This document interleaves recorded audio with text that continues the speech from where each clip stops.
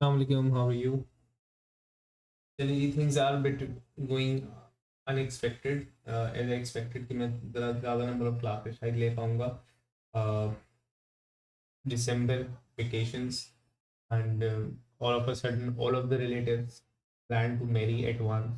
ठीक है, and yeah, so a lot of things as well. तो बस चलें जी.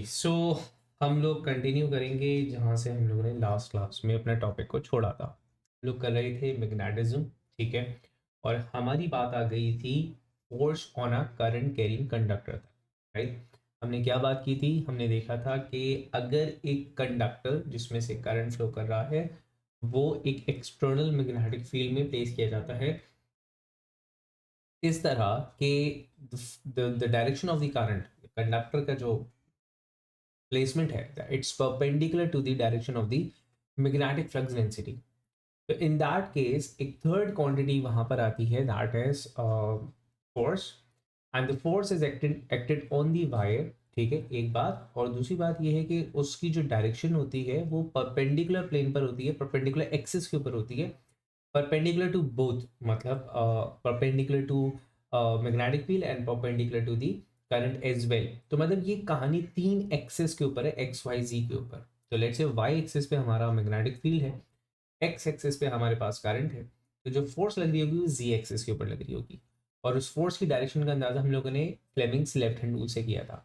With respect to the Fleming's left hand rule हमने कहा था कि अरेंजमेंट हाथ की कुछ इस तरह रख करके एफ बी आई की मतलब जो है ना वो असाइनमेंट है यहाँ पे. Force magnetic field, B magnetic flux density and I is the current.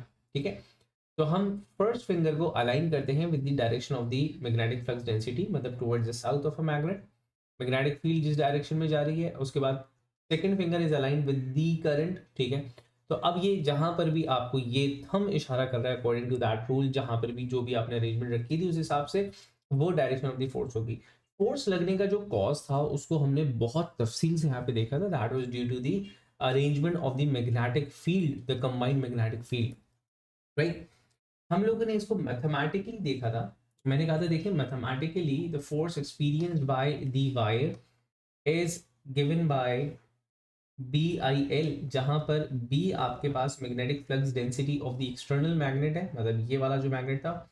I is the current through the wire and L is that particular length which is perpendicular to the magnetic field. So in case the wire is not perpendicular तो length का एक certain component लिया जाएगा.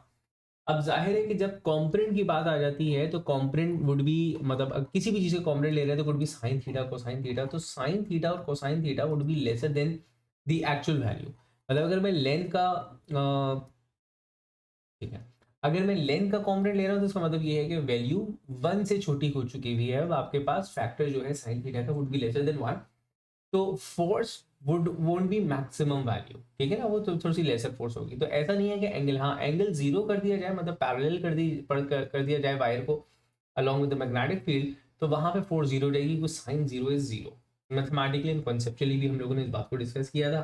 ठीक है, तो ये description मैंने कहा था कि डिस्क्रिप्शन में यहाँ लिख दूंगा, तो डिस्क्रिप्शन मैंने लिख दी है, ये मैं आपको सेंड भी कर दूंगा. ये मैंने बस अभी अभी बैठ के लिखी थी. तो आज हम आ रहे हैं टुवर्ड्स अ रिलेटेबल टॉपिक. ठीक है, अ रिलेटेड टॉपिक एक्चुअली. हमने कहा था पासवर्ड्स करेंगे, लेकिन पासवर्ड्स में जिन चीज़ का जिक्र है वो यही है, वो है मैथमेटिक एक्सपेरिमेंटल या फिर laboratory experiment to find out B. B क्या था? Magnetic flux density. आपको याद होगा मैग्नेटिक फ्लक्स डेंसिटी को हमने डिफाइन किया था एफ ओवर आई एल से, और मैंने कहा था लेटर ऑन समझ में आएगा क्यों, तो वो यहाँ पर समझ में आ गया होगा कि हमने with respect to this motor effect अपनी मैग्नेटिक फ्लक्स डेंसिटी को डिफाइन कर रखा हुआ है. Right, so the force experienced by a wire of unit length carrying a unit current, ठीक है, place perpendicular to the magnetic field. अगर ये सब वन वन वन है तो आपके पास magnetic flux density would be one tesla. ये मैग्नेटिक फ्लक्स डेंसिटी की डेफिनेशन जो आप उसको समझाते हैं. राइट, और टेस्ला को भी आप इसी तरह समझा देंगे. अच्छा, अब हम देख रहे हैं एक्सपेरिमेंटल मेथड टू मेजर, या फिर टू मेजर ही कह सकते हैं आप उसे, या फिर calculate the magnetic flux density. मतलब अगर किसी मैग्नेट की मुझे मैग्नेटिक फ्लक्स डेंसिटी मालूम करनी है या किसी मैग्नेटिक फील्ड रीजन की, तो हम कर रहे हैं आज measuring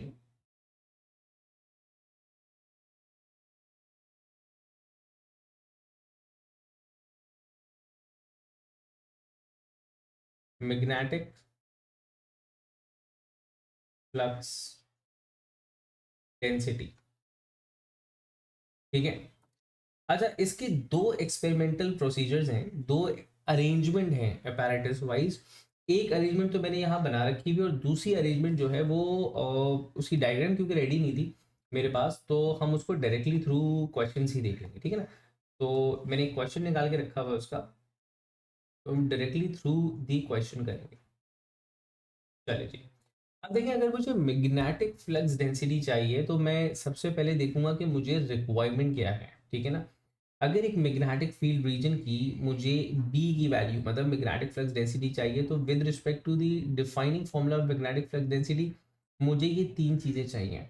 I need current, I need a length, ठीक है ना, and then I need a force, ठीक है। अच्छा, अब अगर करंट की जहां तक बात है, तो करंट की मेजरमेंट तो बहुत आसान है, वो आप एमीटर के थ्रू कर देंगे, ठीक है ना। आपने जो भी आप पैराडाइस सेटअप लगाएंगे उसमें एमीटर प्लेस कर दिया, करंट आ गया। Length again is very easy to measure. आपने कोई भी मीटर रूल या फिर कोई भी रूलर रखा, ठीक है, कोई भी लेंथ मेजरिंग इंस्ट्रूमेंट रखा और आपने लेंथ मेजर कर ली, राइट। अच्छा, ये जो लेंथ होगी in the order of centimetres होगी, सर्टेन सेंटीमीटर, 6 to 10 15 सेंटीमीटर्स की एक लेंथ होगी, ठीक है। आप इससे ज़्यादा बड़ा मैग्नेट रीजन तो बड़ा लाएंगे नहीं, ठीक है। तो इस हिसाब से ये आपके पास हो गई, और किसी भी रूलर से ये काम हो जाएगा। जो पूरा एक्सपेरिमेंट डिजाइन करना है ना आपने, वो एक्सपेरिमेंट डिजाइन करना है फोर्स मालूम करने के लिए, ठीक है ना, कि फोर्स किस तरह मालूम की जाएगी, कि फोर्स कितनी लग रही है। अब ये फोर्स मालूम करने के लिए एक छोटा सा अपैरेटस सेटअप मैंने यहाँ बना रखा हुआ है, और एक जो है वो थ्रू दी क्वेश्चन हम सॉल्व करेंगे। देखें, बात ये है कि मुझे मैग्नेटिक फील्ड चाहिए थी एक सर्टेन मैग्नेट की, तो समझ लें कि दो आइडेंटिकल मैग्नेट्स को मैंने ऐसे प्लेस किया कि एक का साउथ और एक का नॉर्थ। आइडेंटिकल मैग्नेट्स मैंने यूं वर्ड यूज किया क्योंकि मुझे मैग्नेटिक फ्लक्स डेंसिटी इन दोनों की फिर कंबाइन होगी ना वो, तो इस हिसाब से मैंने कहा मैंने आइडेंटिकल मैग्नेट्स रखे हैं यहाँ पे, और इस रीजन के अंदर, इस छोटे से रीजन के अंदर मैग्नेटिक फील्ड मौजूद है, राइट। अच्छा, अब वायर जो रखा है उस वायर की प्लेसमेंट चेक कीजिएगा। वायर को हम लोगों ने एक स्लाइटली रिजिड मटेरियल यूज किया, मतलब एक स्लिंगी वायर यूज नहीं किया। मैंने एक स्लाइटली रिजिड, एक हार्ड मेटल का एक फ्रेम बनाया है, ठीक है। ये वो फ्रेम है, ठीक है। इस फ्रेम को इस एंड से ओपन रखा हुआ है, यहां से एक कनेक्शन आ रहा है जो कि मैंने किसी भी बैटरी से कनेक्ट कर रखा हुआ है। तो current all over from this side यहाँ से ऐसे करके फ्लो करके यहाँ चला जाएगा। यहाँ पर करंट का कोई गुजर नहीं है, रीजन है कि यहाँ पे कनेक्शन टूटा हुआ है, और ये इसी वजह से टूटा हुआ है क्योंकि हम एक सिंगल साइड पे जो है ना वो डायरेक्शन ऑफ द करंट जा रहे हैं, बस हमने इस साइड से गुजारना था। अब फ्रेम की शक्ल क्यों बनाई है वो और से देखिएगा, ठीक है। अच्छा, अब मैंने क्या किया कि मैंने इस फ्रेम को पहले तो रखा पिवट्स के ऊपर, and we tried it to balance without placing any magnet. अभी कोई मैग्नेट नहीं रखा हुआ, और ये क्या लगा हुआ है, अभी कुछ भी नहीं लगा हुआ, सिर्फ हमारे पास एक फ्रेम है, उसको हमने ऐसे रख करके पिवट पे बैलेंस कर दिया, राइट। अब समझने कि करंट फ्लो कर रहा है या नहीं कर रहा, तो इसे पिवट्स रखे और उसको बैलेंस करने की कोशिश की, ठीक है ना। यहाँ पे ये बैलेंस हो चुका हुआ है। बैलेंस होने के बाद, बैलेंस करने के बाद इसको यहाँ से मैंने इसमें करंट फ्लो करवाया, जो कि current through this side B A और ऐसे करके बाहर चला जाता है। लेट्स से कि अब यहाँ पे मैं मैग्नेट्स लेकर आ गया हूँ, या यूं भी कह लेंगे पहले मैग्नेट्स रखे हुए थे लेकिन करंट नहीं था, तो there was no effect of the magnetic field on the wire, but still हमने पहले मैग्नेट रखे हुए थे फॉर एग्जांपल, और अब मैंने जैसे ही करंट इसमें फ्लो करवा दिया, तो जैसे ही मैं करंट फ्लो करवाऊंगा तो इस करंट की अपनी मैग्नेटिक फील्ड और इस एक्सटर्नल मैग्नेटिक फील्ड की एक, जाहिर है कि एक इंटरैक्शन होगा। अब बहुत ध्यान से बात सुनिएगा कि मैंने जो मैग्नेट्स रखे थे ना, मैग्नेट्स के पोल्स की अरेंजमेंट इस तरह रखी थी कि जो फोर्स लग रही है इसके ऊपर वो डाउनवर्ड लगे, राइट। तो मैंने यहाँ पे रखा, मैंने अपनी डायरेक्शन ऑफ द करंट देख ली थी, right hand left hand rule में लगाऊंगा। इसलिए बी टू ए करंट जा रहा है और मुझे फोर्स डाउनवर्ड चाहिए, तो मुझे मैग्नेटिक फील्ड कुछ इस तरह रखनी चाहिए, तो मैंने यहाँ पे रखा था नॉर्थ और यहाँ पे रखा साउथ, ठीक है। अब इस अरेंजमेंट के तहत the wire side A B experiences a force downwards, downward जैसी फोर्स हुई, तो अब यहाँ पे थोड़ी सी बेसिक फिजिक्स लेकर के आएंगे, टर्निंग इफेक्ट का कॉन्सेप्ट। तो विद रिस्पेक्ट टू दैट, आपके पास इस साइड का मोमेंट क्रिएट हुआ, और ये जो रेक्टेंगुलर मेरे पास फ्रेम था जो कि फिलहाल स्टेशनरी था, बैलेंस था वो थोड़ा सा इधर टिल्ट हो चुका है, राइट। तो टर्निंग इफेक्ट इस तरफ का ज्यादा हो गया, कहने कि ये क्लॉकवाइज टर्निंग इफेक्ट है। अब मुझे करना ये है कि मैंने क्योंकि इसको मिड डिस्टेंस के ऊपर रखा हुआ था, तो मैंने ये कहा कि अगर मैं यहाँ पे फोर्सेस ऐड करूं सच दैट कि ये जो फ्रेम है वो दोबारा हॉरिजॉन्टल हो जाए, ठीक है ना। मैंने यहाँ पे क्या किया, एक्सटर्नल वेट, मतलब ये हैंगिंग वेट्स हैं, ये मैंने ऐड करना शुरू किए, एक एक करके मैं ऐड किए चले जा रहा हूँ स्लाइटली, ठीक है, और स्लॉट बाय स्लॉट मैं इसको ऐड कर रहा हूँ। मैं उस वक्त तक ऐड करता रहा जब तक जो फ्रेम है वो बाकायदा दोबारा हॉरिजॉन्टल पोजीशन पर नहीं आ गया। नाउ द फ्रेम मुकम्मल हॉरिजॉन्टल पोजीशन पर आ चुका है, तो अब मुझे पता है कि मैं प्रिंसिपल ऑफ मोमेंट को मालूम करके मैं फोर्स की वैल्यू निकाल सकता हूँ, ठीक है। कैसे निकाल सकता हूँ, what ever the turning effect is on the anti clockwise direction would be equal to the turning effect in the clockwise direction with respect to the principle of moment, ठीक है। डिस्टेंसेस ये वाले जो पिवट से force तक के बन रहे हैं, जिसे हम लेवर आर्म वगैरह कहा करते थे, ये मेजरेबल है, अगेन इसको मीटर रूल वगैरह से मैं मेजर कर सकता हूँ। तो ये वाली जो फोर्सेस है, these forces are known to me, ठीक है। ये मैं मेजर कर करके इसमें हैंग कर रहा था, फॉर एग्जांपल 10-10 ग्राम के ये हैंगर्स थे या 5-5 ग्राम के ये हैंगर्स थे। तो ये 5-5 ग्राम के 10-10 ग्राम के जो हैंगर्स थे, ये मैं नोन अमाउंट के ऐड कर रहा था। तो the added moment, anti clockwise moment, इसकी वैल्यू तो इजीली मेजरेबल है मेरे लिए। इसको मैं इक्वेट करूंगा फ्रॉम दिस साइड और यहां से ये अननोन वैल्यू ऑफ फोर्स निकालता हूं, ठीक है। तो इस तरह जैसे ही मेरे पास ये फोर्स आती है, इस फोर्स की वैल्यू को मैं इसमें इनपुट करने वाला हूं और मेरे पास फ्लक्स डेंसिटी आ जाएगी। तो this was an experimental setup to find out the flux density of a particular magnet. तो मुझे बताइएगा ये वाली चीज, ये वाला जो कॉन्सेप्ट है, ये क्लियर हुआ आपको? इज दिस पॉइंट क्लियर कि हमने काम कैसे किया? चले, अब यहाँ पे एक चीज मैं ऐड कर रहा हूँ। अब कल से हम एक बात कर रहे हैं, मतलब लास्ट क्लास से हम एक बात कर रहे हैं, वो ये कि जनाब वायर के ऊपर एक फोर्स लगेगी, ठीक है ना। Wire would experience a force. हालांकि हम अपने बचपन में ओ लेवल से एएस में हम ये चीज पढ़कर आ चुके हुए हैं कि ऐसी कोई फोर्स है ही नहीं जिसका कोई रिएक्शन मौजूद ना हो। Every action of a force is equal and opposite reaction, ठीक है। और ये जो एक्शन एंड रिएक्शन फोर्सेस हैं, ये दो ऑब्जेक्ट्स एक दूसरे के ऊपर सिमिलर टाइप की फोर्सेस लगा रहे होते हैं, राइट। तो द पॉइंट इज कि इस फोर्स की अगर मैं बात करूं जो कि वायर के ऊपर हमने एक्सपीरियंस करवाती थी, तो लेफ्ट हैंड रूल हमने कह दिया था कि जनाब ये वायर के ऊपर ये फोर्स लग रही है। अगर इसमें हम न्यूटन की बात को ऐड करें तो हमें ये पता चलेगा कि ऐसा नहीं है कि the force is experience only by the wire. The force, the similar magnitude of force in the opposite direction must be experienced by the magnet as well. Action and reaction. If this was an action force, तो magnet के ऊपर एक reaction force लाजमी लगेगी with equal magnitude but in opposite direction. लेकिन usually होता यह है कि इस अरेंजमेंट में मैग्नेट को मूव होता हुआ कम देखा गया है। रीजन ये होती है, रीजन वही है जो ग्रेविटेशनल फोर्स वाली रीजन ये होती है कि जनाब एक्शन रिएक्शन मेरे और अर्थ दोनों के दरम्यान है। अर्थ वजनी ज्यादा है, अर्थ अपनी जगह से नहीं हिलती, मैं हल्का हूं अर्थ के मुकाबले में, तो मैं हिल जाता हूँ। तो बिल्कुल ऐसा ही है कि the wire has a lesser mass comparative to the magnet itself. The magnets are placed in a very rigid way. अगर लाइटर भी है तो magnets are placed with a rigid firm support कि मैग्नेट मूव ना करे। लेकिन मैं इस बात को डिनाई नहीं कर सकता कि मैग्नेट के ऊपर फोर्स लग रही होगी, मैग्नेट के ऊपर बिल्कुल फोर्स लग रही है। अब अगर मैं इस अरेंजमेंट को स्लाइटली चेंज इस तरह करूं कि मैं वायर की जगह एक रिजिड कंडक्टर लेकर के आ जाऊं, मतलब वायर इज अ कंडक्टर, मतलब रिजिड मेटल रॉड लेकर के आ जाऊं जिसके मूव होने के इम्कान नहीं है। मतलब ये जो वायर था, मैं इसकी जगह लेकर के आ जाऊं एक ऐसा रॉड, फॉर एग्जाम्पल मैंने वायर कनेक्ट किया एक मेटल रॉड से और मेटल रॉड को रिजिड सपोर्ट दी हुई है, अब फोर्स तो वहां पे है लेकिन वो रिजिड सपोर्ट की वजह से वायर मूव नहीं कर रहा। और ऑन दी अदर हैंड मेरे पास ये जो मैग्नेट्स थे ना, ये लूज थे। तो मैं ये भी देखूंगा कि इसके ऊपर यहाँ फोर्स लगी हुई ना, तो ये वायर यहाँ मूव कर जाएंगे, मतलब सॉरी मैग्नेट जो है वो on the other side move कर जाएंगे with respect to the third law.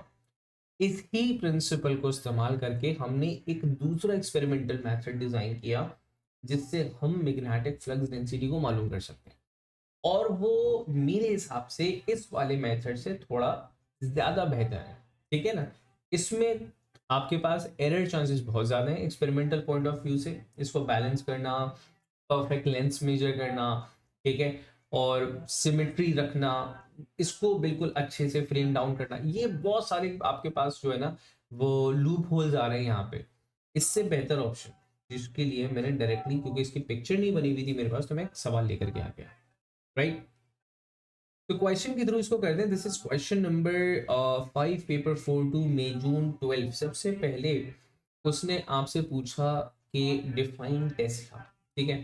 चलिए टेस्ला वाली बात को भी हम थोड़ी देर के लिए छोड़ देते हैं, थोड़ी देर पहले डिस्कस भी की थी। पहले ये जो टॉपिक चल रहा है ना हम उसको रखते हैं। अब देखिए यहाँ पे हमने क्या किया है, यहाँ पे हमने एक वायर लिया और उसमें लिखा है उसने स्टिफ मेटल वायर है, राइट। और उसके ऊपर पहले मैंने मैंने रखा हुआ था एक हार्ड मैग्नेट, एक बड़ा सा मैग्नेट रखा हुआ है।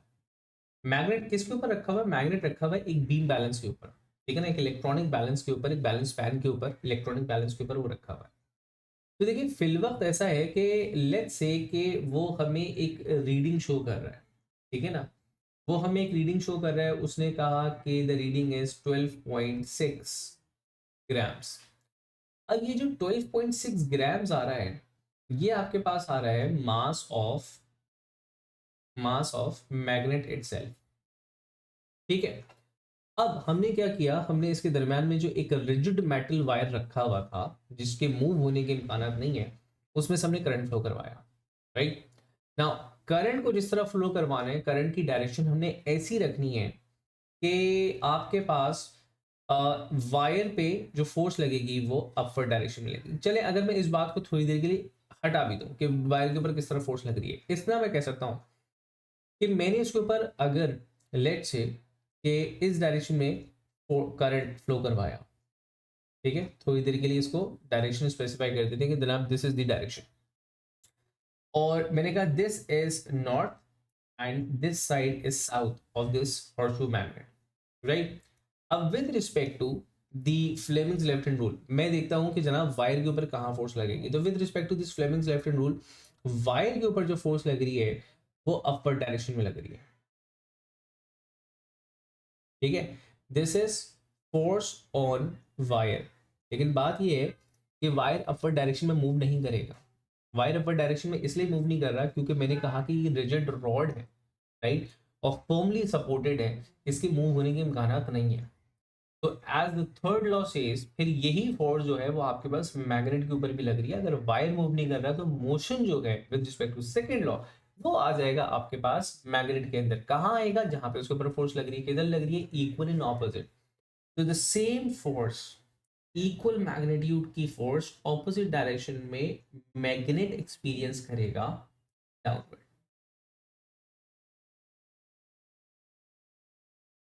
ठीक है। अब मैग्नेट अगर डाउनवर्ड प्रेस होता है तो that would increase the reading on the beam balance. देखिए बीम बैलेंस का जो भी आपके पास इलेक्ट्रॉनिक बैलेंस है, बीम बैलेंस है, उसका वर्किंग प्रिंसिपल फोर्स के थ्रू है, फिर आप उसको कैलिब्रेट करते हैं थ्रू दी मास, राइट, ऐसे ही है।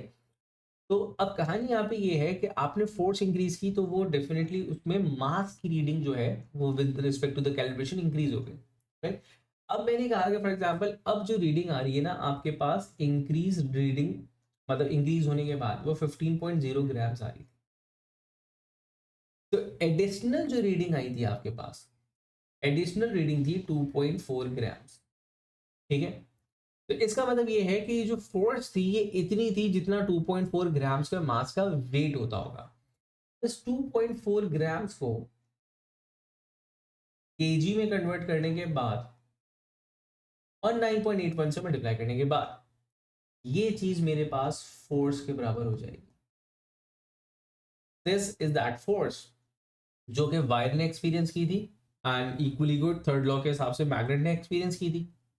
तो यहाँ पे that force would be use in the formula B F over I L, और मेरे पास मैग्नेटिक फ्लक्स डेंसिटी की वैल्यू आ जाएगी।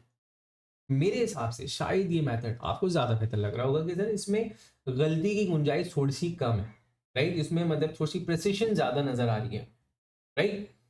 अगर ऐसा नहीं होता, लेट्स से कि अगर करंट की डायरेक्शन ऐसी नहीं होती, फॉर एग्जांपल करंट की डायरेक्शन होती ऑपोजिट, मैं ऑपोजिट डायरेक्शन की डिटेल्स यहाँ लेट्स से करंट की डायरेक्शन हमने ऑपोजिट कर ली। अब करंट की डायरेक्शन अगर मैं ऑपोजिट करूंगा तो जो वायर फोर्स एक्सपीरियंस करेगा वो डाउनवर्ड करेगा, वायर मूव नहीं कर रहा। तो जो आपके पास मैग्नेट पे फोर्स लग रही होगी वो अपवर्ड डायरेक्शन में लग रही होगी। अगर मैग्नेट पे फोर्स अपवर्ड डायरेक्शन में लग रही है तो पहली रीडिंग आ रही थी 2.6 ग्राम्स, अब ये रीडिंग लेसर हो जाएगी। ठीक है, अब ये रीडिंग कैसे लेसर हो गई, ये रीडिंग हो गई आपके पास 10.2 फॉर एग्जांपल्स। तो वही 2.4 ग्राम्स की फोर्स लगी अपवर्ड डायरेक्शन में, और ये फोर्स आपके पास रिड्यूस हो गई 10 पॉइंट। तो आप यहाँ पर डिफरेंस लोगे, आप यहाँ पर भी डिफरेंस लोगे, यहाँ पे इंक्रीज होकर डिफरेंस आ रहे हैं, यहाँ पे डिक्रीज होकर के डिफरेंस आ रहे हैं। So whatsoever the direction of the force, direction the force on the wire is, उसके ऑपोजिट डायरेक्शन में फोर्स लगेगी मैग्नेट पे, और मैग्नेट के ऊपर जो फोर्स लग रही है उससे हम अंदाजा लगा रहे हैं बी आई एल से, एफ ओवर आई एल से, कि what would be the magnitude of flux density. तो अब ये वाला मेथड मुझे बताइएगा, क्या ये बेहतर और समझ में आने वाला मेथड है? ठीक है ना। अब आपके पास जो फोर्स और करंट कैरिंग कंडक्टर के ऊपर जितने भी मैक्सिमम क्वेश्चंस बनते हैं वो इन्हीं दो कॉन्सेप्ट्स को लेकर के बन रहे होंगे। ठीक है, तो मैं स्पेसिफिकली इसी सवाल को अब डिस्कस करते हैं शुरू से। देखिए, सबसे पहले उसने कहा डिफाइन टेस्ला। अब ये टेस्ला एक यूनिट है, ठीक है, और हम एएस से लेके अब तक सैकड़ों यूनिट्स को डिफाइन कर चुके हैं। फिर से रिकॉल कर रहा हूँ कि जब यूनिट को डिफाइन करने की बात आए तो यूनिट की टर्म्स में बात की जाएगी। ये यूनिट है फ्लक्स डेंसिटी का। फ्लक्स डेंसिटी का फॉर्मूला है आपके पास एफ ओवर आई एल। तो अब इस फॉर्मूला को आपने with respect two units explain कर देना। और विद रिस्पेक्ट टू यूनिट आप किस तरह एक्सप्लेन करेंगे, आप हर चीज़ का यूनिट, आप हर चीज़ का मैग्नीट्यूड यूनिट रख लेंगे, मतलब वन यूनिट का जो व्हाटसोएवर द मैग्नीट्यूड इज। ठीक है, तो मैं इसको इनवर्स अगर लिखूं तो आप इसको किस तरह लिखेंगे, हम लिखेंगे when a wire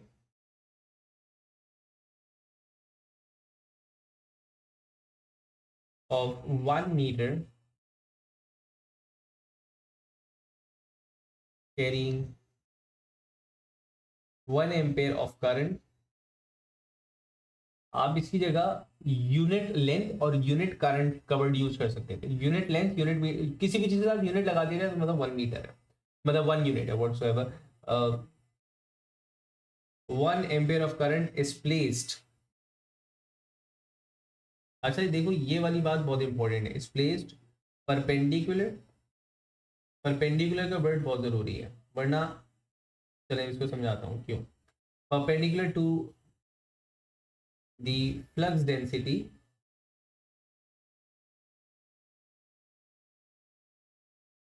experiences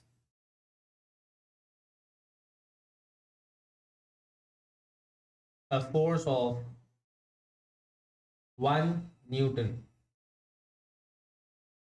The flux density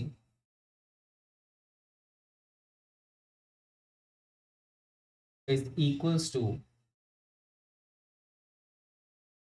1 Tesla.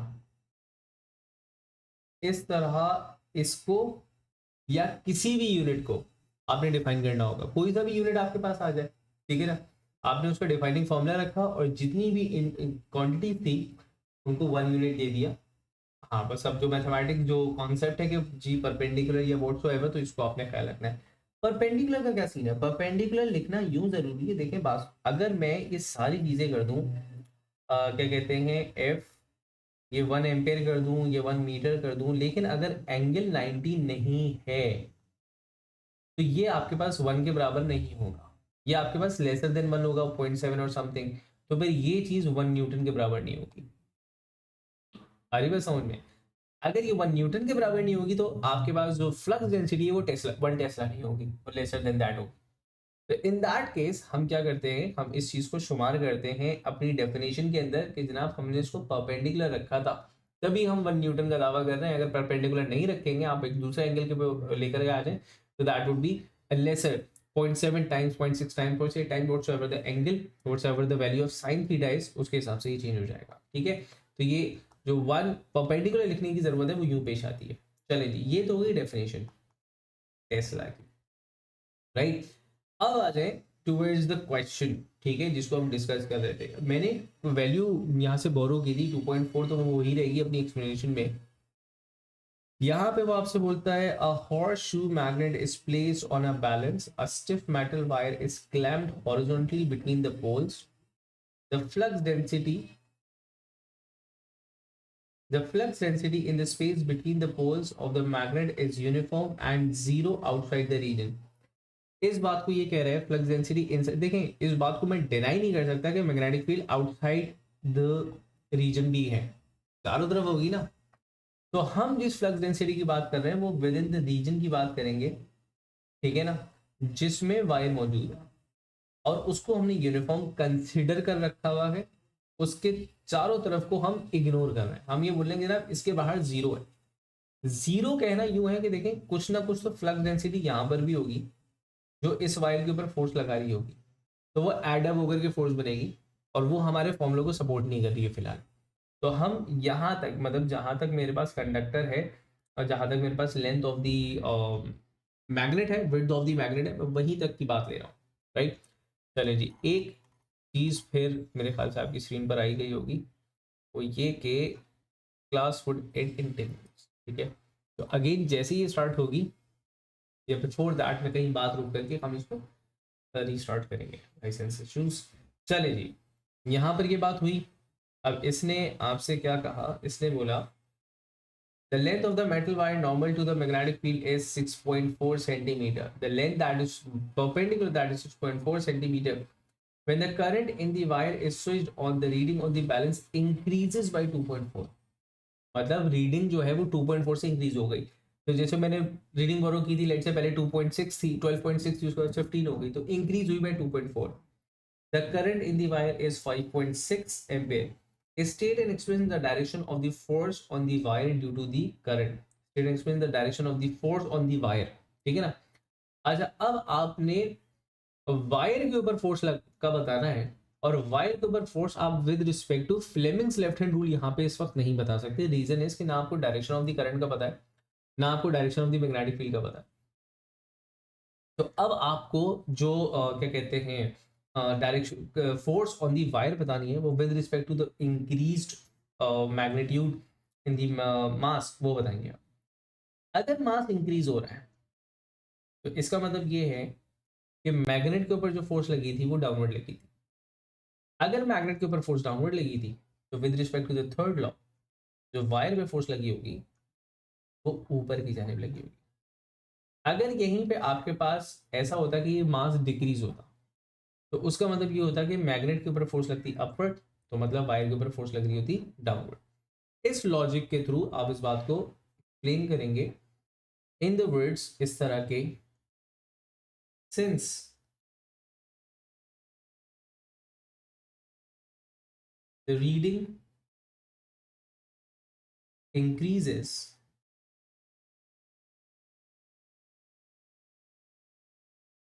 The force experienced by the magnet is downwards, hence according to the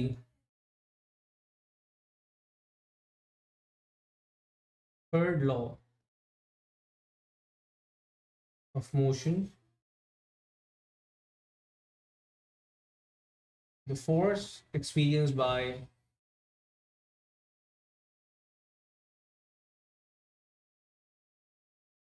the wire must be upwards। ठीक है जी, फोर्स जो वायर के ऊपर लग रही होगी वो अपवर्ड डायरेक्शन में लग रही होगी with respect to this fact. ठीक है, चलिए।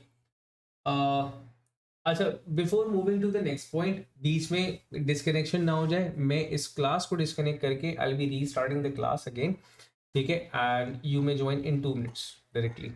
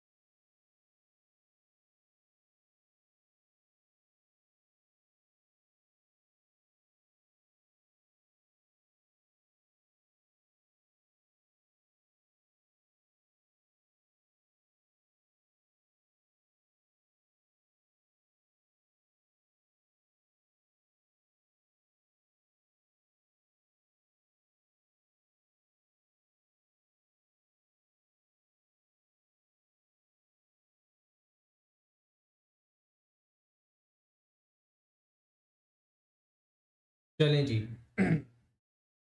अच्छा, आई जस्ट रियलाइज कि we have been okay, so I just realize कि we have been conducting the class on our AS K template, लेकिन कोई बात नहीं, चलें, लोग समझ ही जाएंगे।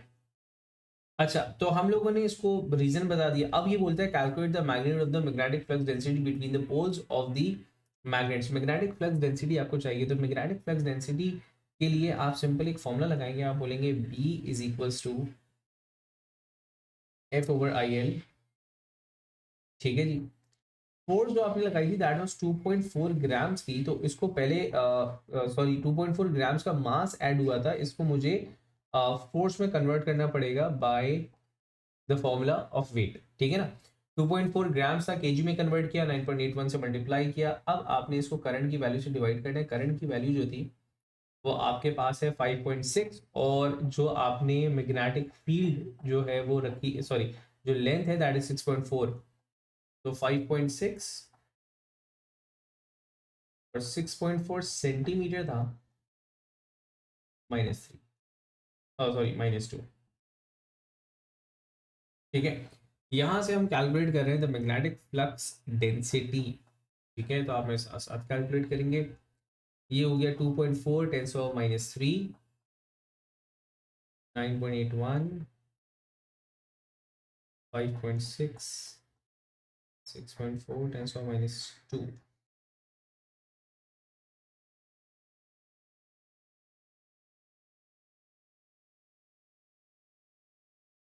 ठीक है जी, तो ये मेरे पास आ रहा है तकरीबन 66 मिली टेस्ला, ऐसा ही है ना। मैं इसको 66 10⁻³ भी लिख सकता था, या व्हाट्सएवर द वैल्यू इज मैं इस तरह भी लिख सकता हूँ। ठीक है,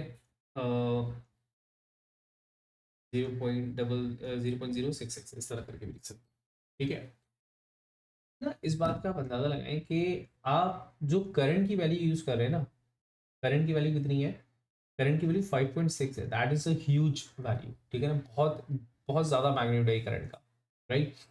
और जो फोर्स एक्सपीरियंस हो रही है दैट इज बहुत ही छोटी सी फोर्स है ये। ठीक है, अगर मैं इसको ले लूँ तो भी ये कितनी होगी, बहुत छोटी, मतलब इसके 2.4 था, तो वेरी लेसर वैल्यू। ठीक है, इन टर्म्स ऑफ फोर्स। ठीक है, 0.024 0.24 न्यूटन का अराउंड, राइट। ये इस बात का आंसर है कि ये जो फोर्स लग रही है वायर के ऊपर, अगर ये लॉजिक है तो हम नॉर्मल जिंदगी में ये फोर्सेस क्यों नहीं देख पा रहे होते। तो नॉर्मल जिंदगी में फोर्सेस इसलिए नहीं देख पा रहे होते कि आप ये चेक करें कि द वैल्यूज कितनी छोटी आ रही है आपके पास। आपने जो मैग्नेटिक जो फ्लक्स डेंसिटी आ रही है मिली टेस्ला के अंदर आ रही है, उस पर जो करंट आपने यूज किया था दैट वाज 5.6 एम्पीयर, जो कि रिलेटिवली लार्ज करंट है। ठीक है, और उसके ऊपर जो फोर्स लग रही है वो बहुत छोटी सी फोर्स लग रही थी। ठीक है, समवॉट, ठीक है ना, मिली न्यूटन्स के अंदर, ठीक है 10⁻² न्यूटन्स के अंदर फोर्स लग रही है। अब ये वो फोर्स होगी, मैं समझता हूँ कि इस फोर्स से वायर खुद, वायर का अपना वजन इससे ज्यादा ही होगा। तो अगर फोर्स लग भी रही है तो वायर को हिला नहीं पा रही होगी। अरे बस समझ में। और वैसे नॉर्मली हम इतना ज्यादा करंट फ्लो होते भी नहीं देख रहे, लेकिन जा भी रहा है और वायर के ऊपर फोर्स लग भी रही है ऐसी किसी अमाउंट की, तो वायर को खुद भी नहीं ला पा रही होगी। तो फॉर अ मतलब फॉर अ फिजिकल चेंज हो, एक पूरा मैं देख पाऊंगी, एक नोटिसेबल चेंज हो, I need a large value of current, magnetic field और the length of the wire. ठीक है, चले। अब आगे उसने एक सवाल हमसे किया कि a low frequency alternating current is now passed through the wire in B. The RMS value of the current is 5.6। ये जो RMS वैल्यू है इसको थोड़ी देर के लिए आप कर दें इग्नोर। ठीक है, और आप अब सिर्फ इस चीज पे फोकस करें कि ऑल्टरनेटिंग करंट पास किया है। ठीक है, describe quantitatively the variation, quantitatively मतलब वैल्यूज के साथ आपने बताना है। ठीक है, describe the variation of the reading seen on the balance. ठीक है, जो बैलेंस के ऊपर रीडिंग आ रही होगी उसको थोड़ा सा क्वांटिटेटिवली, मतलब न्यूमेरिकल वैल्यूज के साथ नहीं, विदाउट न्यूमेरिकल वैल्यू, क्वांटिटेटिव है मैं क्वालिटेटिव समझ रहा हूँ। आपने विदाउट विद न्यूमेरिकल वैल्यूज बताना है कि रीडिंग ऑफ द एमीटर होगा क्या। तो सबसे पहले तो डायग्राम पे वापस जाएं और मुझे बताएं कि अगर मैं ऑल्टरनेटिंग करंट दे दूं, ऑल्टरनेटिंग करंट क्या था, a current that fluctuates between two values, two maximum values, कुछ इस तरह करके। ठीक है, अब इसको with respect to our logic समझूं, हमें डायरेक्शन ऑफ द करंट से ताल्लुक है फिलहाल और मैग्नीट्यूड ऑफ द करंट से। तो डायरेक्शन भी आपके पास जो है वो मुसलसल चेंज हो रहा है, मतलब डायरेक्शन आपके पास once half of the cycle ये कुछ इस तरह होगा and for remaining half of the cycle ये कुछ इस तरह होगा। पहले तो सिर्फ डायरेक्शन पे ही बात कर लेंगे, ठीक है। तो इसका मतलब ये है कि for one half of the cycle let's say कि जो फोर्स लग रही है वो ऊपर की जानिब लग रही है, और फिर next half of the cycle force लग रही है नीचे की जानिब। फिर अगेन कुछ ऐसे ही चल रहा होगा जैसे जैसे करंट जा रहा है। अब इस चीज को अगर मैं मैग्नेट के ऊपर लेकर आ जाऊं, तो जब मैग्नेट पे फोर्स लग रही होगी पहले नीचे की जानिब फिर ऊपर की जानिब एंड सो ऑन, मतलब ये ऑसिलेटिंग फोर्स लग रही है। तब यूं समझें कि जिस वक्त कोई फोर्स नहीं थी तो बैलेंस के ऊपर जो रीडिंग आ रही थी, फॉर एग्जाम्पल दैट वाज इसका अपना मास 2.4। हाफ साइकिल के अंदर जब वाई के ऊपर अपवर्ड फोर्स लगी थी तो मैग्नेट के ऊपर लगी थी डाउनवर्ड फोर्स। तो in that case reading gradually increase हुई थी, क्योंकि फोर्स भी करंट भी ग्रेजुअली इंक्रीज हो रहा है, राइट। तो रीडिंग जो है वो ग्रेजुअली इंक्रीज हुई टिल लेट्स से 15, राइट। उसके बाद नेक्स्ट हाफ साइकिल में ग्रेजुअली आपके पास, मतलब क्वार्टर साइकिल बाद ये ग्रेजुअली डिक्रीज होकर दोबारा इस वैल्यू पर आई होगी जब आपके पास करंट यहाँ मौजूद हुआ होगा। अब जब करंट आपके पास ऑपोजिट डायरेक्शन में जा रहा है तो फोर्स की डायरेक्शन चेंज हो गई है, और अब जो वायर है जो आपके पास ये मैग्नेट है उसके ऊपर अपवर्ड फोर्स लग रही है, जिसकी वजह से जो रीडिंग है that would decrease gradually by the same value 2.4। तो लेट्स से मैं इसको 2.6 कर देता हूँ with respect to this value 2.6, तो ये 10.2 पे गया एंड सो ऑन, ये ऑसिलेट करता रहेगा। तो ना अगर बीम रीडिंग जो मेरे पास रीडिंग आ रही है वो अपनी एक्चुअल वैल्यू से मैक्सिमम और मिनिमम की तरफ ऑसिलेट करती रहेगी। तो रीडिंग जो है वो प्लस माइनस 2.4 ग्राम्स ऑल्टरनेट चल रही होगी, राइट। अब ये इसकी लॉजिक है। अब इसको मैं, मतलब जाहिर है कि 2 नंबर के लिए इस तफसील से तो नहीं जाऊंगा। इस आरएमएस का क्या मतलब था? इस आरएमएस का मतलब जब हम ऑल्टरनेटिंग करंट्स पढ़ रहे होंगे तो वहां पे इस चीज को ऐड करेंगे कि आरएमएस क्या था। फिलहाल इस आरएमएस से मतलब अगर आशनाई ना भी हो तब भी ये लॉजिक हमारे पास हो जाएगी, काम हो जाएगा फिलहाल। तो आरएमएस एज इन कि आपने करंट की वैल्यू मैक्सिमम आपने 5.6 के हिसाब से काम करना है। तो आप ये बोलेंगे कि since the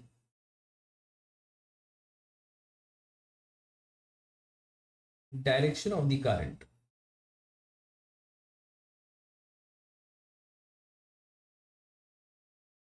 is changing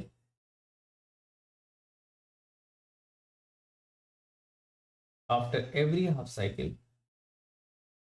अच्छा, मैं आंसर से ज्यादा थोड़ा सा डिस्क्रिप्शन फॉर्म में लेकर हूँ ताकि जो चीज हम लोगों ने समझी है उसको हम इन वर्ड्स लेकर के आ जाएं। आंसर इसमें से शॉर्ट करके हम निकालेंगे। After every half cycle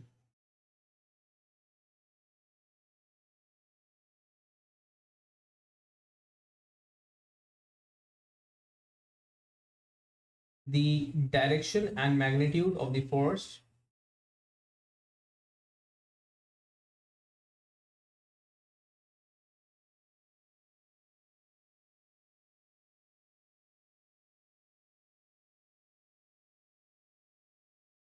will also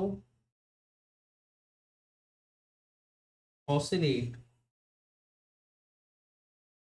between maximum values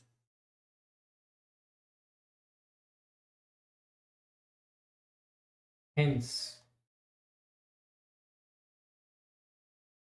the reading on the balance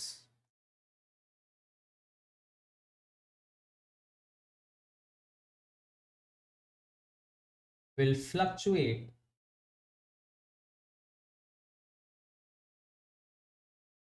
within the value of plus minus 2.4 grams. ठीक है ना। प्लस माइनस क्यों बोला कि जब फोर्स डाउनलोड होगी मैग्नेट के ऊपर तो प्लस 2.4 हो जाएगा, ऐड हो जाएगा, इंक्रीज आ जाएगा। और जब वैल्यू माइनस में चली जाएगी, मतलब जो आपके पास जो फोर्स है मैग्नेट के ऊपर वो अपवर्ड डायरेक्शन में लग रही होगी, वायर पे डाउनवर्ड लग रही होगी, तो in that case there would be decrease of 2.4, maximum of 2.4, right? So this was a simple question done over here. I hope ये आखिरी वाली चीज, आखिरी वाली लॉजिक आपको समझ में आई होगी।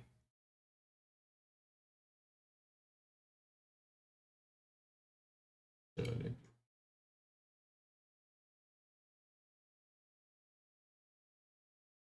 अच्छा अब एक सिंपल सा क्वेश्चन दे रहे हैं रिगार्डिंग द फॉर्मूला। अब इसमें बहुत सारी चीज़ें मैं स्किप कर रहा हूँ और इस चीज़ के लिए आपको आइडिया हो ही गया होगा। जिस लाइक थर्मल फिजिक्स में हमने देखा था ना, 3-4 चैप्टर थे लेकिन क्वेश्चन कहीं ना कहीं मिक्स होकर के आ रहे होते थे। तो यहाँ पर भी आपके पास 3 चैप्टर्स हैं और एक ही चैप्टर में बहुत सारे जो हैं वो आपके पास अभी लॉजिक्स हैं जो आप लोग ने देखनी है। वो यहाँ पे अब तक डेफिनेटली कवर नहीं किया हमने ना। तो force on a charge particle जो नेक्स्ट क्लास में करेंगे, तो उसके जो क्वेश्चन है वो मैं फिलहाल स्किप कर रहा हूँ।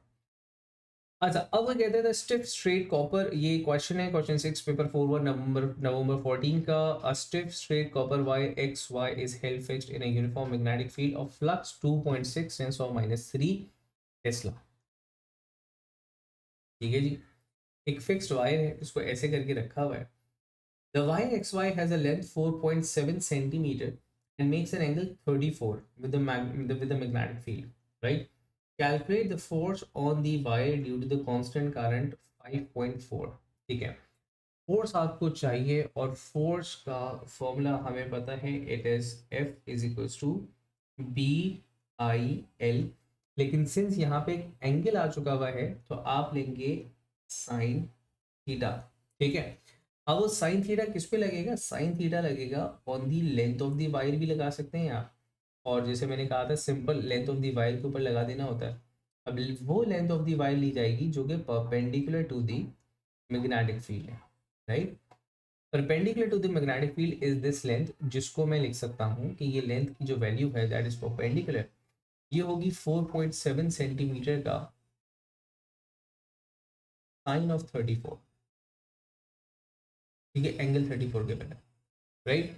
सिमिलरली मैं इसका भी परपेंडिकुलर कंपोनेंट ले सकता था, मैग्नेटिक फील्ड का परपेंडिकुलर कंपोनेंट कुछ ये वाला। ठीक है, तो वो बी साइन थीटा हो जाता। मैथमेटिकली कोई फर्क नहीं पड़ता हमारी बात के ऊपर, तो हम सिंप्लिसिटी की तरफ ऊपर जाते हैं, जो डायग्राम के हिसाब से मुझे सिंपल पड़ेगी। तो मैंने कहा जो मैग्नेटिक फ्लक्स डेंसिटी है वो 2.6 10⁻³ है। अच्छा, करंट जो है उसने 5.4 एम्पेयर का यूज किया। लेंथ जो एक्चुअल थी दैट वाज 4.7 10⁻², और साइन ऑफ 34 का इस्तेमाल करेंगे हम यहाँ पे, राइट? तो यहाँ से एक मैग्नेटिक फोर्स आप मुझे निकाल के बताएंगे, जल्दी से बताइए मैग्नेटिक फोर्स क्या होगी?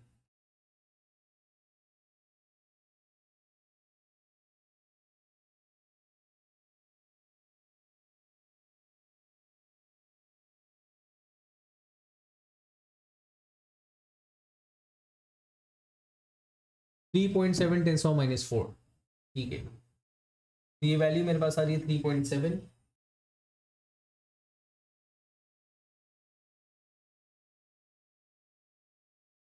-4। ठीक है, अब अगले पार्ट में उसने आपसे कहा कि the current in the wire is now change to an alternating current of RMS value. Again इस आरएमएस को इग्नोर करते हुए इस चीज पर फोकस करो फिलहाल से, 1.7 एम्पियर का।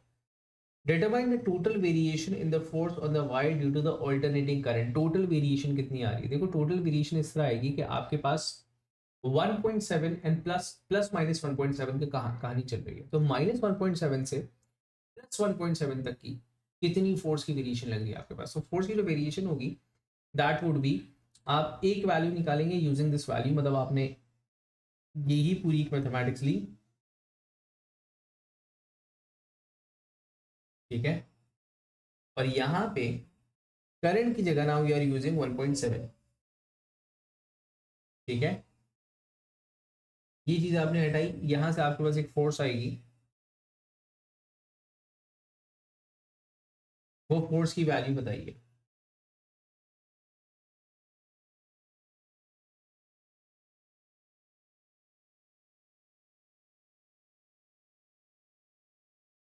1.16 10 to minus 4, तकरीबन ऑलमोस्ट हाफ हो गई।